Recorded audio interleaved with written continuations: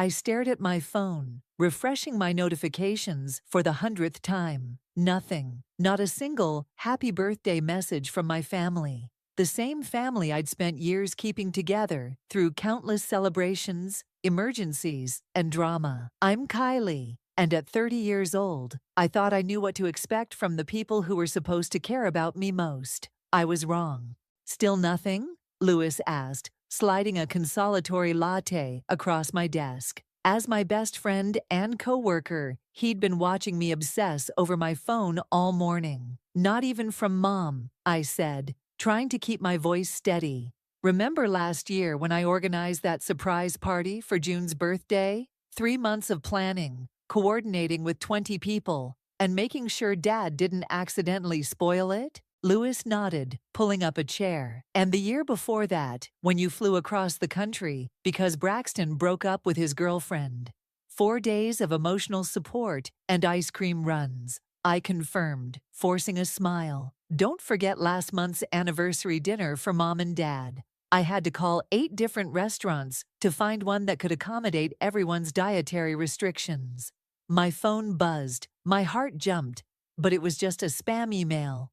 Maybe they're planning something, Lewis suggested. But we both knew better. My family didn't plan. That was my job. The family coordinator, the emotional glue, the one who remembered every birthday, anniversary, and important date. At 5 o'clock, I packed up my things, still phoneless, except for work emails and social media notifications from distant acquaintances. Luis gave me a tight hug before I left. Want to grab dinner? He offered. I shook my head. I should stop by my parents' house. Maybe they just forgot to charge their phones or something. The drive to their house felt longer than usual. Every red light seemed to mock me, giving me more time to remember all the birthdays I'd made special for everyone else. June's surprise party, Braxton's 25th with the custom cake and video messages from all his college friends, Mom's 50th, where I'd arranged for relatives to fly in from 3 different states. I pulled into their driveway, noting that everyone's cars were there. Thursday family dinner, another tradition I'd started 2 years ago to keep everyone connected. Through the window, I could see them all gathered around the dining table. Mom was passing around what looked like her famous lasagna. Dad was gesturing animatedly about something. June was laughing, while Braxton scrolled through his phone. My hands trembled as I turned off the engine. Taking a deep breath, I walked to the door and let myself in. "Oh, Kylie," Mom looked up, surprised. "We weren't expecting you tonight." "Hi," I said quietly, still standing in the doorway. I thought, well, I was wondering if anyone remembered what day it is. Blank faces stared back at me. "Thursday," Braxton offered, not looking up from his phone. "It's my birthday," I said, my voice barely above a whisper. The silence that followed was deafening. "Oh, honey," Mom finally said, but her tone wasn't apologetic. It was dismissive. "You should have reminded us. You know how busy everyone's been." "Busy?" I repeated incredulously. I managed to remember everyone's birthdays, anniversaries, and important dates, despite working full-time. "Don't be dramatic, Kylie," June cut in. "It's just a birthday. We can celebrate another day." Dad nodded in agreement. "You're too old to make such a fuss about birthdays anyway." I felt something snap inside me. Not in an angry way, but in a quiet, final way. Like a thread that had been stretched too thin for too long. "You're right," I said, surprising them with my calm tone. "It is just a birthday, and I am being ungrateful for expecting acknowledgement from my family." "That's not what Mom started, but I held up my hand. "No, really, it's fine. I understand now." I turned toward the door. "Enjoy your dinner." "Aren't you staying?" Braxton called out. "Mom made enough for everyone." I paused, with my hand on the doorknob. "No, thanks. I have plans with people who remembered." As I walked back to my car, I could hear them through the open window, their voices carrying clearly in the evening air. "She's being ridiculous," June said. "So ungrateful," Mom agreed. If she wanted to celebrate, she should have planned something herself. I sat in my car, letting their words wash over me. They were right about one thing. I should have planned something. I should have planned my exit from being their emotional crutch long ago. Starting now, things were going to change, and they had no idea what they'd just set in motion. The first test of my resolve came 3 days later, when Mom's text lit up my phone. Don't forget to order the cake for Aunt Emery's birthday next week. The one from that bakery she likes. I stared at the message for a long moment before putting my phone face down on my desk. Louis glanced over from his cubicle, raising an eyebrow. They're already asking for favors, I said, turning back to my computer. And nothing. I'm not doing it. My phone buzzed again and again. I ignored it until lunchtime, when Louis practically dragged me to our usual cafe.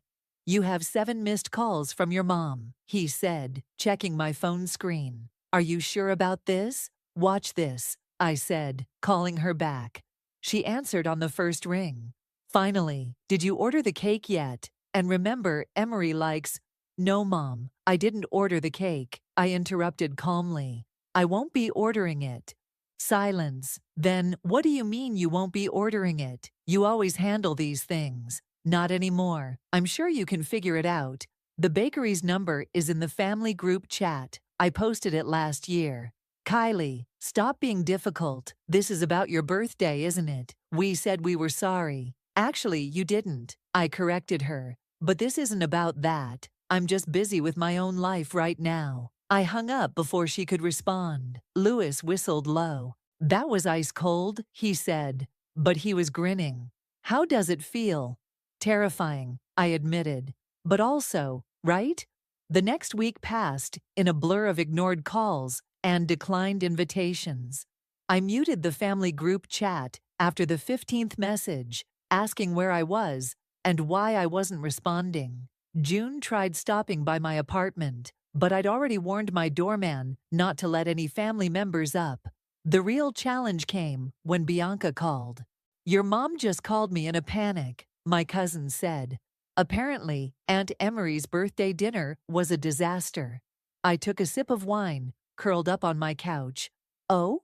The cake was wrong. Half the family got the wrong time because no one sent out proper invitations.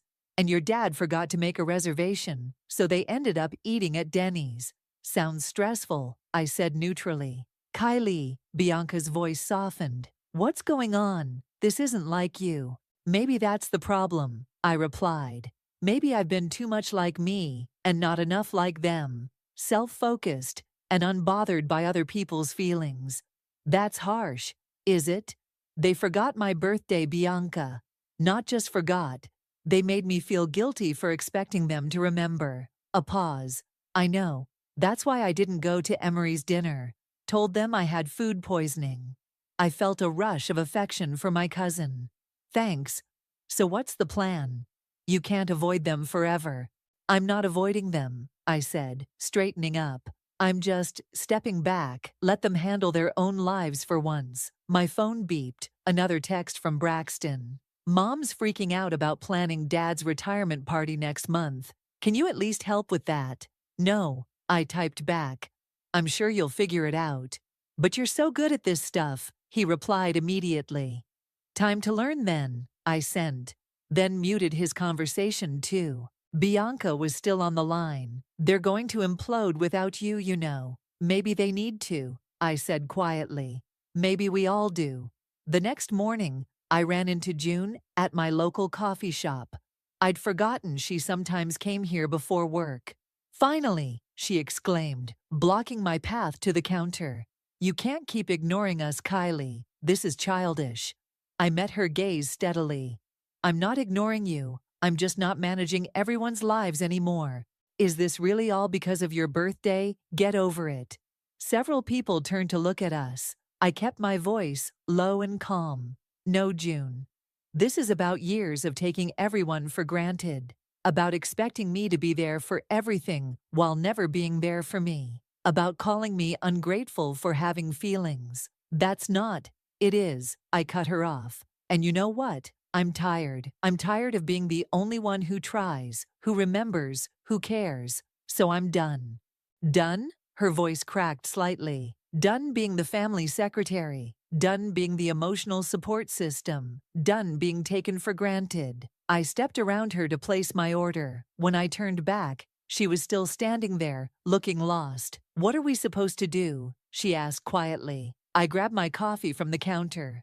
"Whatever you want, June. That's the point. It's not my problem anymore." As I walked out, I felt lighter than I had in years. The guilt was still there, but it was overshadowed by something else, a growing sense of freedom. 2 weeks into my family detox, Aunt Emery invited me for coffee. Unlike the others, she'd respected my space, so I agreed to meet her at a quiet cafe downtown. "You look different," she said as I sat down. "More relaxed." "I feel different," I admitted, stirring my latte. "How bad was your birthday dinner?" Emery laughed. "Oh, honey, it was like watching a car crash in slow motion. Your mother spent half the night apologizing about the cake. They ordered chocolate when everyone knows I'm allergic. Your father kept checking his phone because he was convinced he had another reservation somewhere else. And Braxton. June tried to organize a group photo, but forgot to bring her camera. Braxton showed up an hour late because no one told him we changed the time." She leaned forward. "But that's not why I asked you here." I raised an eyebrow. "No? I overheard something interesting at that disaster of a dinner. Your mother and June were in the bathroom. They didn't know I was in the stall." My curiosity piqued. "What did they say?" "June's been hiding something from the family. She's 3 months pregnant." I nearly choked on my coffee. "What?" "She's terrified to tell everyone because she's not married. And you know how traditional your parents are. She was telling your mom she'd planned to ask you for help breaking the news. But," Emery spread her hands, "but I'm not available anymore," I finished. "Exactly." Your mother's response was interesting, though. She said, "We can't rely on Kylie forever. It's time we learn to handle our own problems." I sat back, processing this. That's surprisingly self-aware. "Don't get too excited," Emery warned. 5 minutes later, she was complaining about how selfish you're being. My phone buzzed. A message from Braxton. "Dad's retirement party is this weekend. Please come. It's falling apart." Speaking of falling apart, I showed Emery the text. "Are you going?" I shook my head. "I can't. If I step in now, nothing will change." Later that evening, Bianca called with a live update from the retirement party planning session. "Your mom tried to order catering from that Italian place Dad loves," she reported, barely containing her laughter. "Turns out it closed 2 years ago. The one that shut down right after I got food poisoning there. That's the one." June suggested the country club, but no one knows who to contact there because you always handled the bookings. I could hear raised voices in the background. "What's that?" "Oh, Braxton just told everyone he can't make it Saturday because he has tickets to a concert. Your mom's having a meltdown." The concert he bought tickets for 3 months ago. I reminded him about Dad's retirement date back then. "Well, apparently no one wrote it down after you mentioned it." More shouting erupted in the background. "Hold on," Bianca said. Oh no." "What?" "June just threw up in the decorative plant. I think the stress got to her. Your mom's asking if she's sick and, yep, June just blurted out that she's pregnant. Your dad looks like he's about to pass out." I closed my eyes, imagining the chaos. "How's Mom taking it?" "She's sitting there with her mouth open." "Wait." She just asked who's going to help plan the baby shower. Everyone turned to look at the empty chair where you usually sit. Despite everything, I felt a twinge of sympathy. "They'll figure it out." Actually, Bianca's voice dropped to a whisper. "I think they might be. Braxton just offered to cancel his concert tickets, and June's boyfriend, sorry, the baby's father, just arrived. He's offering to help with the retirement party planning." "Really?" "Yeah, it's like, without you there to fix everything. They're being forced to step up. It's messy and disorganized, but they're trying." I heard Mom's voice in the background. "We can't keep expecting Kylie to manage our lives. We need to show her we can do better." "Did you hear that?" Bianca asked. "I did," I said softly, "but they have a long way to go." "True." Oh God, your dad just tried to take charge of the menu planning, but he doesn't know about June's new gluten intolerance or Braxton's girlfriend's nut allergy. The allergies I documented in the family shared notes app? The one no one else knows how to access. Yeah, that one. Bianca paused. They're actually kinda sweet though, in a chaotic way. Your mom's crying, but she's hugging June. Dad's shaking hands with June's boyfriend. Braxton's on the phone canceling his concert tickets. I felt something shift inside me. Not regret, exactly, but recognition. They were trying. Messily, imperfectly, but trying. Keep me posted, I asked. Of course. Oh, and Kylie, they miss you. Not just what you do for them, they miss you. After hanging up, I sat in my quiet apartment, thinking about family, growth, and the painful process of change. Maybe they needed to fall apart a little to put themselves back together the right way. My phone lit up with another text from Mom. We understand now. We're trying to do better. Please give us a chance to show you. I left it unanswered. But for the first time in weeks, I didn't immediately mute the conversation. Dad's retirement party was exactly the beautiful disaster I expected it to be. I watched the chaos unfold through Bianca's steady stream of texts and photos. The cake says, "Happy retirement done. They got your dad's name wrong," she reported. June's trying to scrape off the "Don" with a plastic knife. I was curled up on my couch with Louis, who'd brought over pizza and insisted on being my emotional support person for the evening. Your mom just tried to give a speech, another text read. She started crying halfway through because she forgot to write it down. But then Braxton stepped in and said some really nice things about your dad. Actually made everyone tear up. See? Luai pointed at the screen. They're managing. My phone rang. It was June. After a moment's hesitation, I answered. Hey, she said, her voice thick with emotion. I know you don't want to talk to us right now, but I needed to tell you something. I waited. I'm sorry, she continued. Not just about your birthday, about everything. Watching everyone try to pull this party together without you. It made me realize how much we've taken you for granted. June. No, let me finish. My boyfriend Mark, he asked why we relied on you so much. I didn't have an answer. It made me feel awful, because the truth is we just got lazy. We knew you'd handle everything, so we stopped trying. I heard commotion in the background. How's the party going? She laughed wetly. It's a mess. The food's cold. Dad's name is wrong on everything. And Mom forgot to invite half his golf friends. But everyone's helping. Really helping. Not just saying they will and then disappearing. Even Braxton canceled his plans to be here. That's good, I said softly. Yeah, and I'm showing now. The pregnancy, I mean. Mom's been surprisingly great about it. She and Mark's mom are already arguing over who gets to host the baby shower. I told them I can handle it myself. Can you? Honestly? No idea, but I'm going to try. That's what I wanted to tell you. I'm trying. We all are. After we hung up, Louis gave me a knowing look. You're going soft. Am not, I protested. I'm just glad they're figuring things out.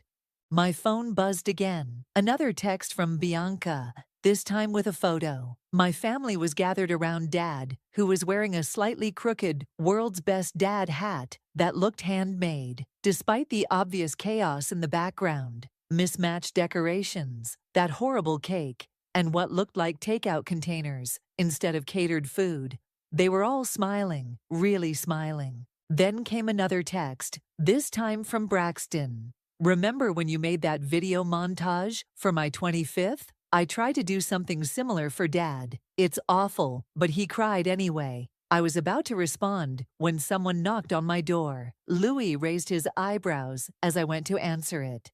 It was my cousin Bianca, looking flushed and slightly out of breath. Before you close the door, she said quickly, I'm not here as a family messenger. I'm here as your friend. I let her in. She took in the pizza boxes and Louis on the couch. The party's still going, she said, but I needed to tell you something in person. They're changing, Kylie. Really changing. I know, I said.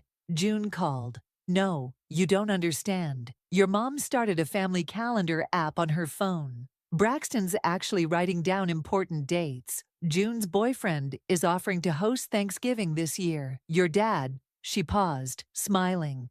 Your dad made a spreadsheet. Louis choked on his pizza. A spreadsheet. For family birthdays and anniversaries, it's terrible. He somehow managed to list August as having 32 days, but he's trying. I sat down heavily. They didn't need me after all. No, Bianca said firmly. They needed you to stop enabling them. There's a difference. She pulled out her phone. Look at this. It was a video from the party. Mom was standing up, glass in hand, looking nervous but determined. I want to thank everyone for coming, she said in the video. This isn't the perfect party our Kylie would have planned. The food's wrong, the decorations are a mess. And yes, that cake has the wrong name. She paused. But we did it ourselves. And maybe that's what Kylie's been trying to tell us all along. That we need to stand on our own feet. The video ended. I looked up to find both Louis and Bianca watching me carefully. They're not perfect, Bianca said gently. They're still going to mess up, but they're trying to be better, not just at planning parties, but at being family. My phone lit up with another text from Mom. We saved you some wrong name cake. It's not much, but it's made with love and a lot of humility. When you're ready, we'd love to share it with you. For the first time in weeks, I felt the hard knot in my chest begin to loosen. A week after Dad's retirement party, my parents invited me to dinner. Just the three of us. No siblings, no extended family. I agreed, but suggested a neutral location, the small Italian restaurant near my office. You look good, Mom said when I arrived, pulling me into a tentative hug. Are you eating enough? I'm fine, Mom. I sat down across from them. Dad was fidgeting with his napkin, something I'd never seen him do before. The waiter came to take our drink orders, providing a welcome interruption to the awkward silence. Once he left, Mom cleared her throat. We've been doing a lot of thinking, she began, and talking, mostly about how we've treated you. Mom, please, let me finish. She reached for her purse and pulled out a small notebook. I wrote everything down because I didn't want to forget anything important. Dad touched her arm. Let me, honey. He turned to me. Kylie, I've been a terrible father. The bluntness of his statement caught me off guard. Dad had never been one for emotional conversations. All these years, he continued, I've watched you take care of everyone, plan everything, remember everything. And not once did I stop to ask if it was fair to put that burden on you. It wasn't a burden, I said automatically. Yes, it was, Mom cut in. We made it one. We stopped trying because we knew you would handle everything. We got lazy, entitled. The waiter returned with our drinks. I took a long sip of water, trying to steady myself. When you stopped, Dad said, everything fell apart. But you know what? It needed to fall apart. We needed to see what we'd done to you. Your father spent 3 hours trying to figure out how to use the family calendar app, Mom added with a weak smile. He called Braxton 4 times for help. 5 times, Dad corrected. And I still can't get it to sync properly. Despite myself, I felt a smile tugging at my lips. The sync button is in the settings menu. See? Mom reached across the table, hesitating before taking my hand. You still want to help, it's just who you are, but we took advantage of that. We did more than that, Dad said grimly. We punished you for having feelings about it. Your birthday, he trailed off, looking pained. Your birthday, Mom picked up, was our wake-up call. Not just forgetting it, but how we reacted when you were hurt. We were cruel, Kylie. Yes, I said quietly. You were. They both flinched at my honesty. We can't change the past, Dad said. But we're trying to change the future. I've started therapy. I nearly spilled my water. You? Therapy? He nodded, looking both embarrassed and proud. Turns out, I have a lot to work through about showing emotions and appreciating family. And I've been meeting with June every week, Mom added. Really talking, not just about the baby, but about how we can be better as a family. She's teaching me how to use video chat, so we can have virtual family meetings when someone can't be there in person. June is teaching you technology? Well, she's trying. I kept holding the phone upside down the first few times. The waiter came to take our orders. In the brief pause, I noticed something different about my parents. They seemed softer somehow, more vulnerable. "We're not asking you to come back and take care of everything," Dad said after the waiter left. "We're asking for a chance to show you we can change, to be the parents you deserved all along. And if we mess up," Mom added quickly, "we want you to tell us. No more silencing your feelings to keep the peace." I took a deep breath. "I need you to understand something. I can't go back to being the family fixer." "We don't want you to," Dad said firmly. "We want you to be our daughter, not our personal assistant. And we want to celebrate your next birthday properly," Mom added, tears in her eyes. "If you'll let us." "That's months away," I pointed out. "We know. We've already marked it in 3 different calendars." Braxton set up phone reminders for everyone. "June's starting a planning committee. She insists on handling it herself." "Poor June," Dad chuckled. "She tried to reserve a restaurant last week and booked a children's party place by mistake." I couldn't help laughing. "She did not." "Oh yes," Mom grinned. "Complete with a ball pit and party clowns." She was mortified when she realized. For the first time in months, the conversation flowed naturally. We talked through dinner, sharing stories of their fumbling attempts at independence, their small victories, and amusing failures. They weren't perfect, far from it, but they were trying. As we finished our meals, Dad reached into his pocket and pulled out an envelope. "We know it's late," he said softly, "but happy birthday, sweetheart." Inside was a card, not a generic store-bought one, but a handmade card covered in awkward drawings and heartfelt words. It wasn't perfect, but it was real. And maybe that's what I'd been waiting for all along. The real test came when June went into premature labor at 7 months. My phone exploded with panicked messages at 3 a.m. "On my way to Memorial Hospital," June texted. Contractions started. Mark stuck in traffic, scared. Before I could respond, messages poured in from everyone else.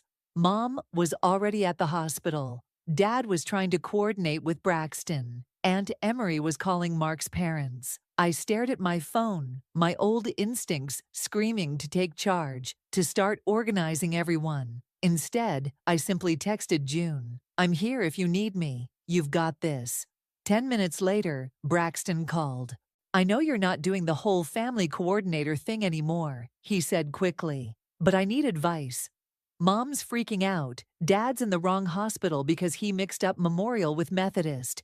And Mark's still stuck on the highway. What do you think you should do?" I asked calmly. There was a pause. I should probably get Mom some coffee to calm her down. Call Dad and give him the right directions. Maybe call Mark's parents to pick him up since they know a shortcut to the hospital. Sounds like a solid plan. "Really?" His voice brightened. "Thanks, sis.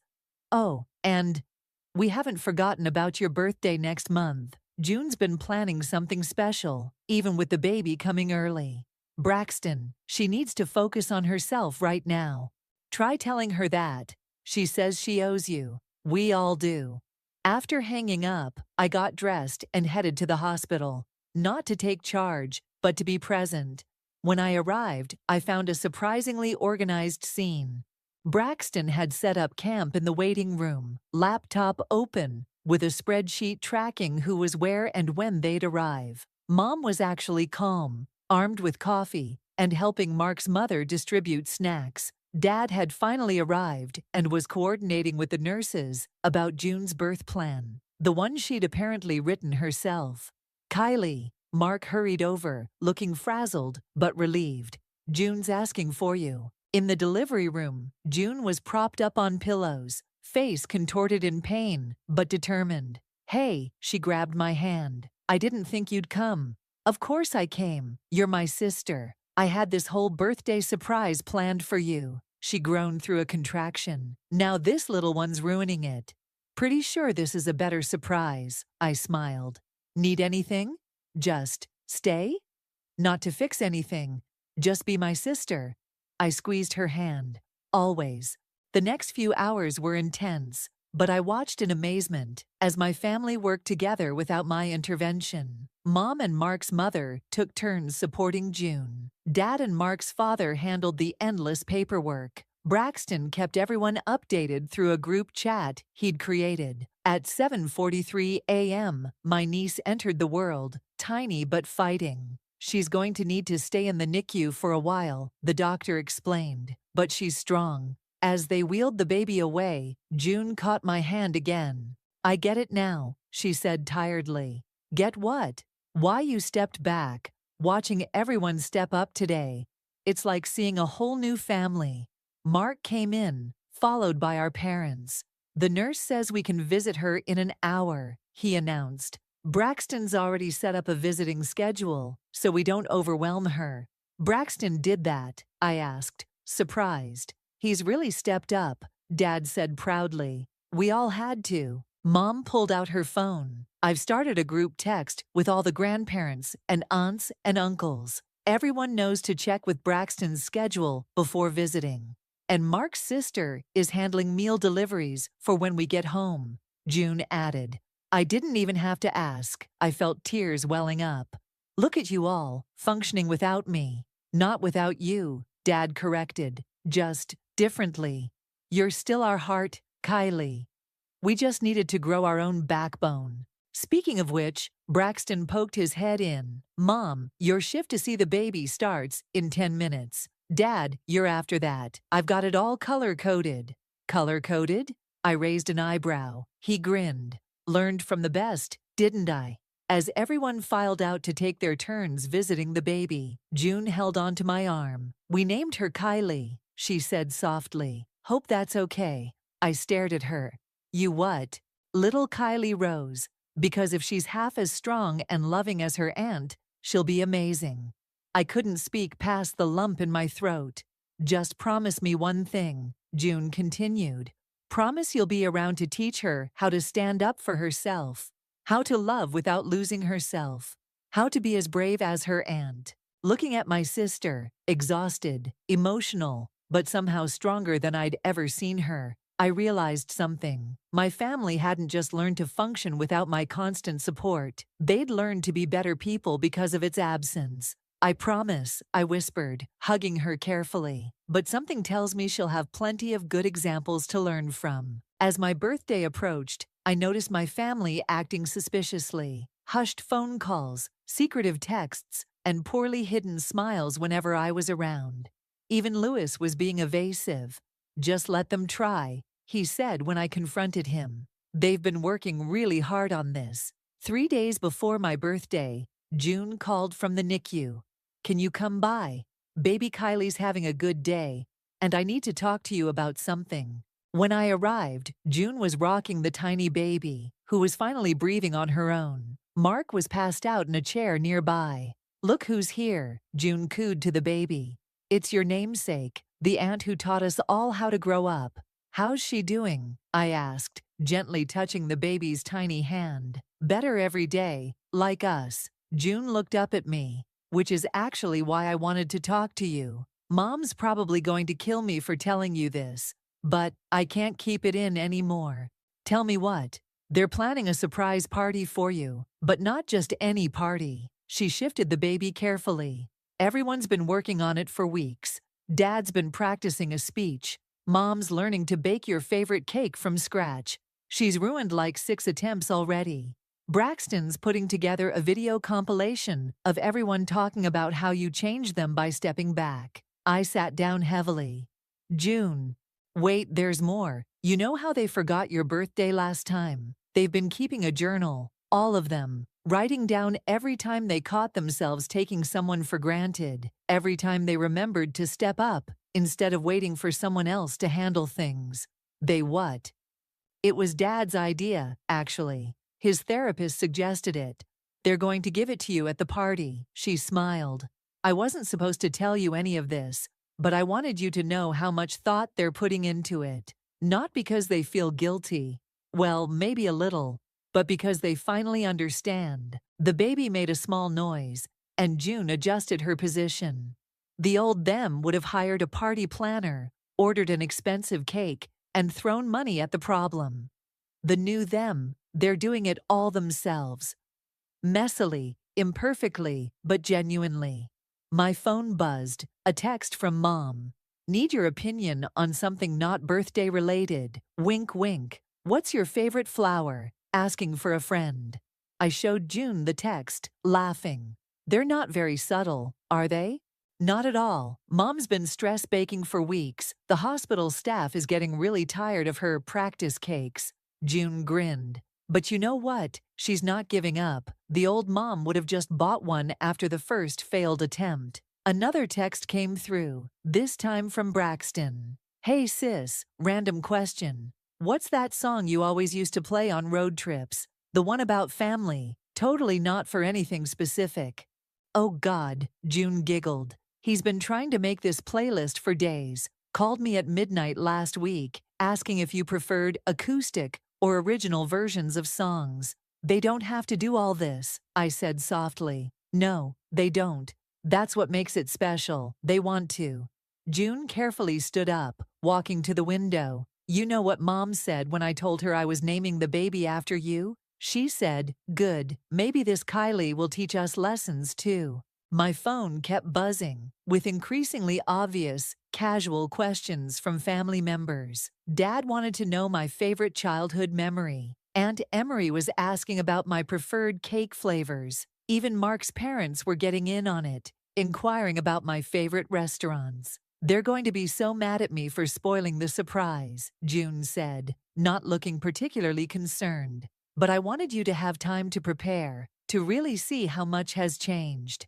Why? She turned to face me, baby Kylie, sleeping peacefully in her arms. Because last time, on your birthday, you were expecting the bare minimum and got even less. This time, I want you to see every bit of love and effort they're putting in. Every imperfect, handmade, slightly messy attempt to show you they've changed. My phone lit up again, a photo from Mom of what appeared to be another failed cake attempt. Captioned, "This is not your birthday cake," which I'm definitely not making. Look at this. June nodded at my phone. 6 months ago, Mom would have died before showing anyone her failures. Now she's laughing about them, trying again, asking for advice. She carefully placed the baby in my arms. Little Kylie gripped my finger with surprising strength. So when you go to this party you're not supposed to know about, June said softly, remember that every wobbly decoration, every off-key song, every slightly burnt cake is a testament to how much they've grown. How much you taught them by simply stepping back and letting them fall and get back up. Looking down at my tiny namesake, I felt the last bits of hurt and resentment melting away, replaced by something warmer, something like hope. Besides, June added with a mischievous smile, watching them try to keep this secret has been absolutely hilarious. On my birthday, I played along with their surprise, letting Bianca guide me to the community center where my family waited. The moment I walked in, I had to fight back tears. Handmade decorations covered the walls, not perfect, but made with obvious care. A banner reading, "Happy Birthday, Kylie," hung slightly crooked, with what looked like Braxton's attempt at drawing flowers in the corners. Surprise! Everyone shouted, and I noticed even their positioning seemed planned, arranged in a way that wouldn't overwhelm me. I know you knew, Mom whispered as she hugged me. June confessed. But look how hard everyone tried anyway. She led me to a table where 3 cakes sat side by side. The first one's lopsided, the second one's a bit burnt on the bottom, but the third one, I finally got it right. They're all perfect, Mom. Dad stepped forward, clearing his throat. He pulled out a piece of paper that was clearly well rehearsed and wrinkled from multiple readings. Kylie, his voice shook slightly. When you were 5, you broke your favorite toy. Instead of crying, you tried to fix it yourself. That should have been our first clue about who you'd become, the fixer, the supporter, the heart of this family. But we took that heart for granted. He paused, collecting himself. Then you taught us the hardest lesson of all, that sometimes love means letting people figure things out for themselves. Braxton stepped up next, laptop in hand. I made something. It's not as good as your videos, and the editing's kinda rough, but he pressed play. The screen showed clips of family members speaking directly to the camera. Remember when I couldn't figure out how to coordinate Dad's retirement party? June's recorded self said. That's when I realized how much you did for us. But look at me now. I managed to plan Mark's birthday last week, only set off the smoke alarm once. The video continued, with similar confessions and stories from everyone, even extended family members. Each clip showed not just appreciation, but evidence of growth. Mom mastering video calls, Dad organizing family meetings, Braxton creating shared calendars. And now, Mom announced as the video ended, "We have something else." They presented me with a leather-bound journal. Inside, I found dated entries from each family member. Today, I remembered to ask June how she was feeling instead of waiting for Kylie to check on her. Mom scheduled my own doctor's appointment without asking anyone to do it for me. Braxton called my daughter just to talk, not to ask for anything. Dad, the entries continued, documenting their journey from dependence to responsibility. "We're still riding in it," June said, bouncing baby Kylie gently. "Every day we try to be better. And we're not done yet," Dad added. "But we wanted you to see the progress." Luis appeared with a gift bag. They even wrapped presents themselves. You should have seen the paper cuts. The party flowed naturally, not perfect, but real. When Mom's cake turned out to be slightly salty, because she'd mixed up sugar and salt measurements, everyone laughed instead of trying to hide it. When Dad's playlist accidentally included some heavy metal song he'd mistaken for my favorite, he just shrugged and started dancing anyway. Near the end of the evening, Aunt Emery pulled me aside. "You did something remarkable," she said. "You made them grow up by stepping back. That's real love." "They did the work themselves," I replied, "because you gave them the chance to." She smiled. "Look at them now." I looked around the room.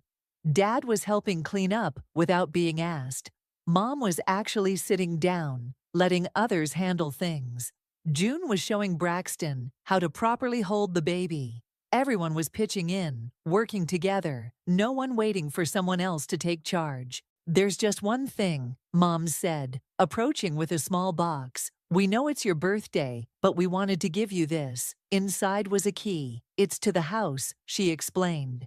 "Not because we expect you to always be there, but because we want you to know you always can be. Not as our organizer or fixer, but as our daughter, sister, aunt, just you." "We had to learn the difference," Dad added, "between wanting you around and needing you to handle everything."